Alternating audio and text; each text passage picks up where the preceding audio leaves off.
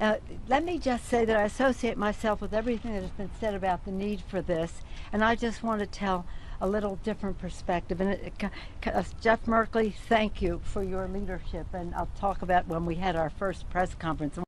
What's up, Patriots? Welcome back to the channel, where we talk truth, stand up for justice, and defend American democracy from all enemies, foreign and domestic. Today, I'm reacting to a video that's got me fired up in the best way. It's from Forbes Breaking News and features none other than Speaker Emerita Nancy Pelosi expressing fierce optimism about the Democrats' chances in the upcoming elections. Now, if you're like me, a progressive, a believer in equality, justice, and the promise of the Constitution for everyone, then you're going to hear what she had to say. But more importantly, we're going to break it down and talk about why this matters right now. Let's dive in. On this. But first I want to acknowledge Sarah McBride, our member of Congress from Delaware, and she's a pioneer in Congress as well. And as you all know, Dina Titus has been a champion on these issues from Nevada over time. So here's the thing. Well, hearing Chuck speak about his daughter, I remember when Allison was born. So to hear him talk about her with such pride in her marriage, her baby, and her baby, another baby to come, is an emotional thing for me. But just think of how valuable that is to us in this cause.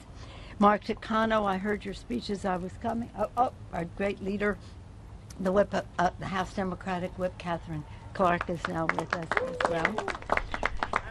So here's the thing.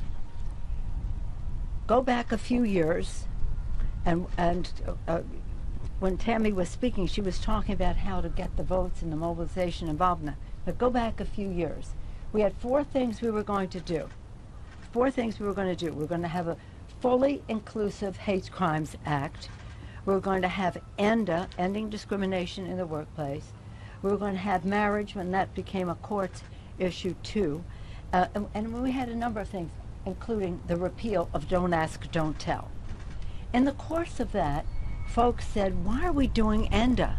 Why are we doing ending discrimination in the workplace? Let's do the whole kit and caboodle, hence the Equality Act.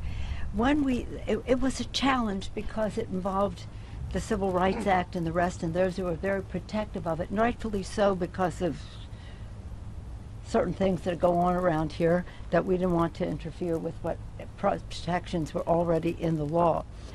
But John Lewis, remember Senator Merkel? He stood with us, right, Mark? He stood with us at that first press conference. He said to the Black Caucus, it's long overdue, the time is now, we cannot wait, this is it. And that was such a remarkable, okay, right, Mark? It was such a remarkable occasion. So we went from ENDA to equality in every aspect, and that's exactly what we should have done. So I just wanted to put it in perspective for you. When we were going along with ENDA, the groups outside said to us, don't do ENDA, don't ask, don't tell. So again, I take great pride in the fact that my last bill as speaker the first time around was the repeal of Don't Ask, Don't Tell, and we were so proud because of the outside mobilization. So I want to salute our friends from the outside because this is, I know you'll be hearing from Jay Brown and Olivia Hunt, but the outside mobilization made all the difference, as Tammy described in her comments. That made all the difference in the world, telling people's experience with their own families and just the support that grew and grew and grew.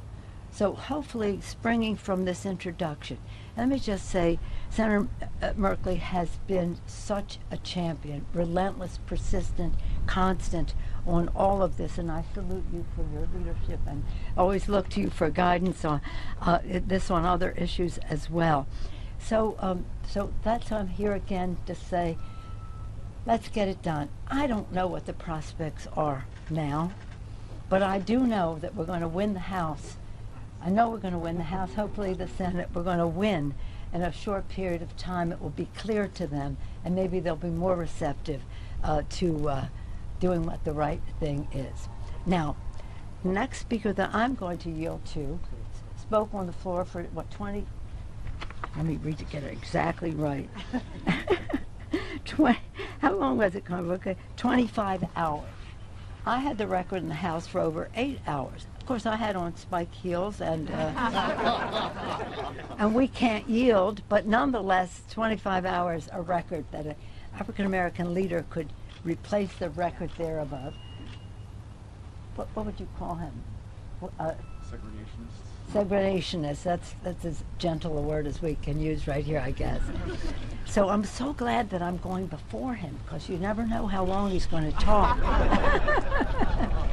But thank you, Cory Booker, for your leadership, and I'm pleased to yield to you.